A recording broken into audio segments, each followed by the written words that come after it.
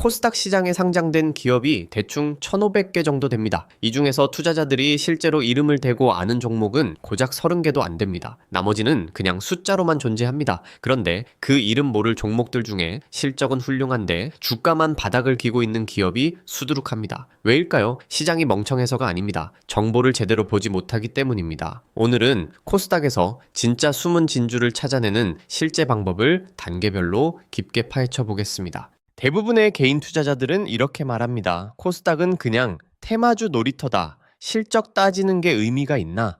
맞는 말입니다. 실제로 코스닥은 대형주에 비해 변동성이 크고 작은 호재에도 주가가 천장을 뚫는 경우가 많습니다.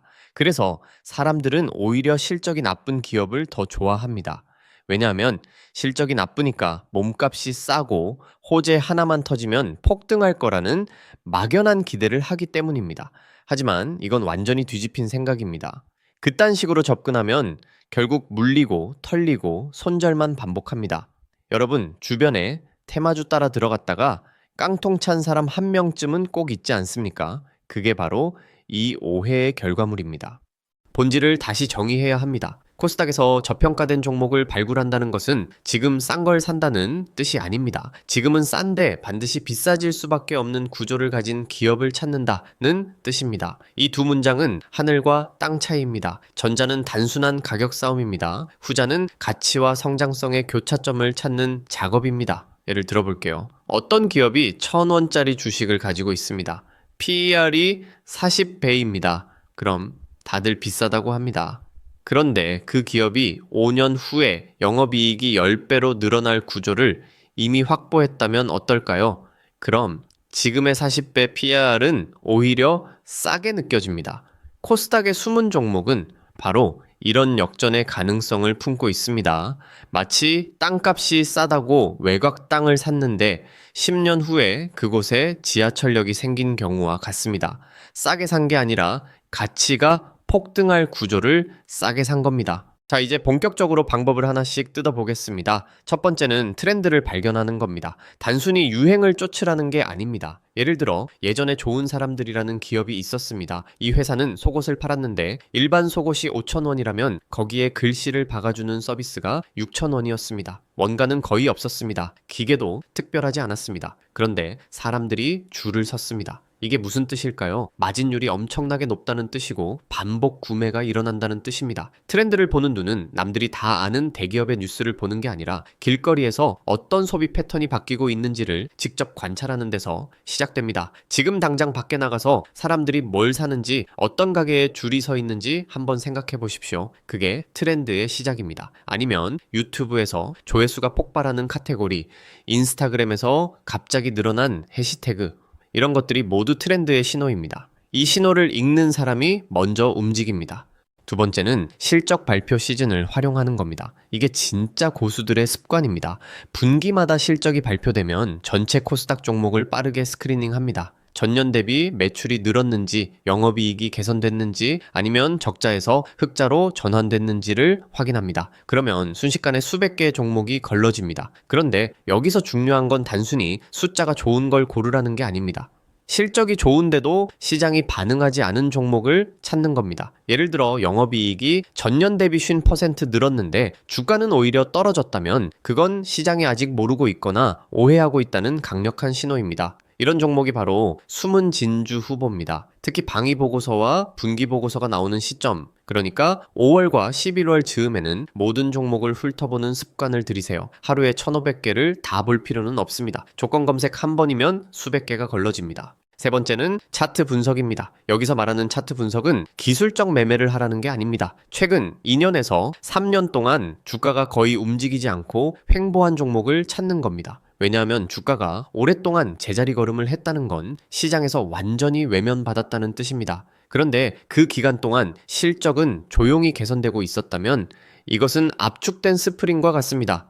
언젠가 터질 수밖에 없습니다. 횡보 기간이 길수록 그 이후의 상승 탄력은 더 강력해집니다. 물론 횡보만 보고 들어가면 안 됩니다. 반드시 실적 개선이 동반되어야 합니다. 여기서 한 가지 팁을 드리자면 2년 전 주가와 지금 주가가 비슷한데 2년 전 영업이익보다 지금 영업이익이 30% 이상 늘어난 종목을 찾아보세요.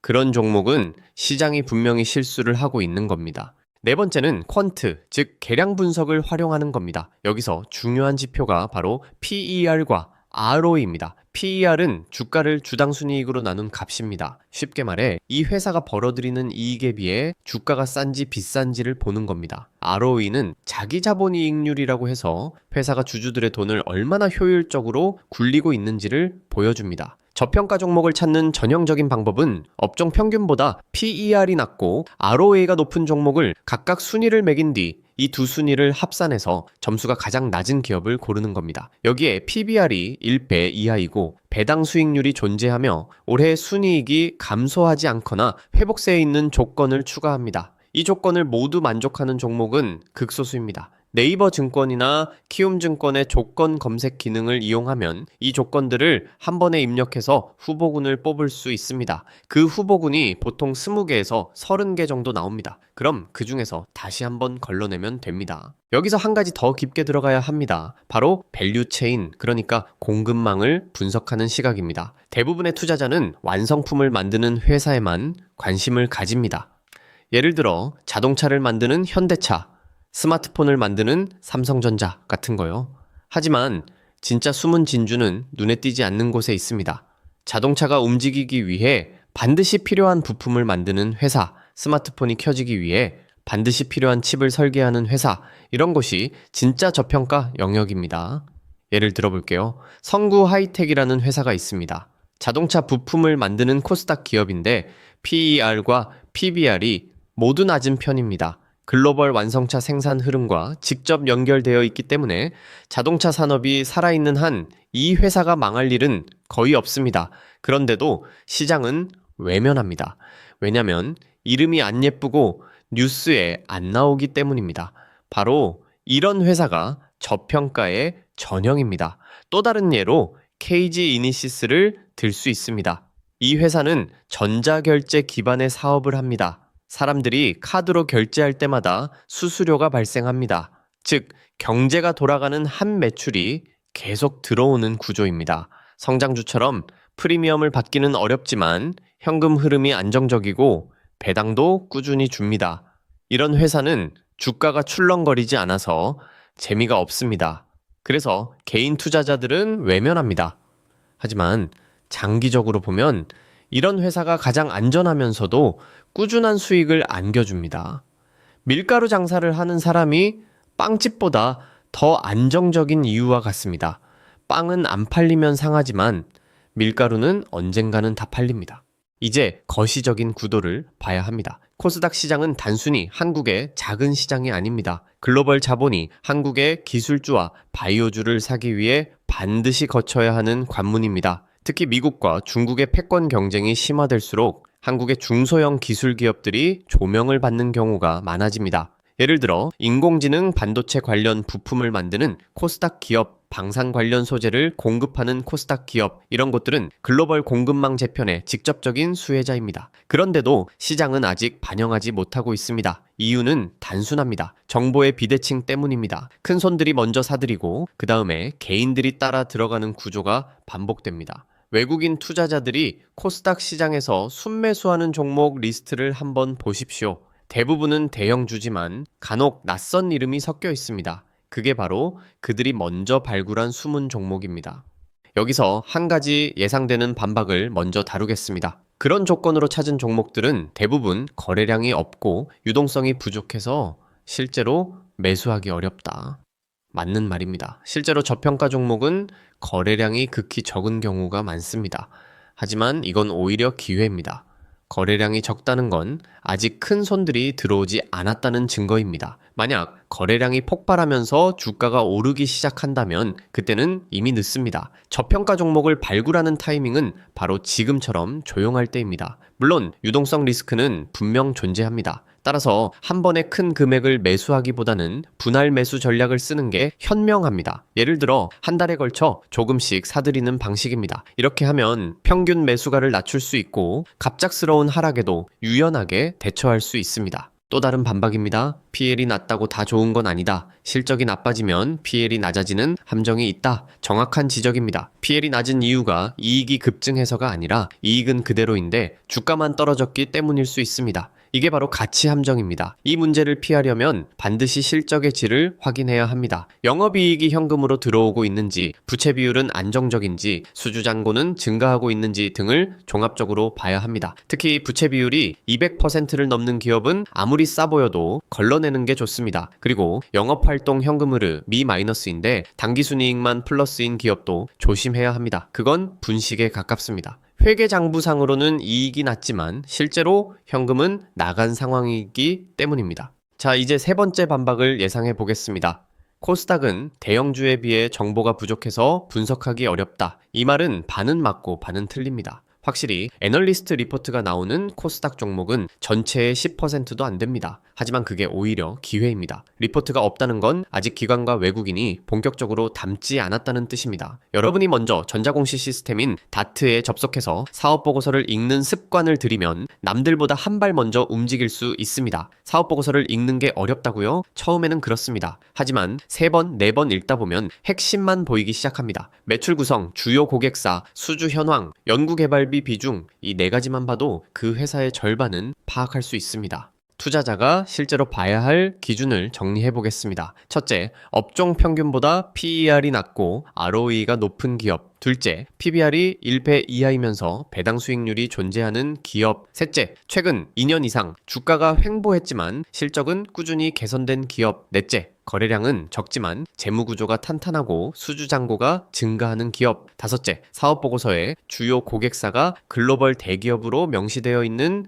기업. 이 5가지 조건을 동시에 만족하는 종목은 손에 꼽을 정도로 적습니다. 그런데도 대부분의 투자자는 이 조건을 무시하고 뉴스에 나오는 테마주만 쫓아다닙니다. 그 결과는 뻔합니다. 테마가 식으면 주가는 원래 자리로 돌아가고 남는 건 손실뿐입니다. 경고도 반드시 해야 합니다. 저평가 종목이 언제나 오르는 것은 아닙니다. 오히려 더 떨어질 수도 있습니다. 시장이 비이성적인 기간은 생각보다 길 수 있습니다. 어떤 기업은 실적이 좋은데도 시장의 무관심 때문에 3년 동안 주가가 제자리인 경우도 있습니다. 이 기간을 견디지 못하고 팔아버리면 그 후에 폭등하는 모습을 멀리서 바라봐야 합니다.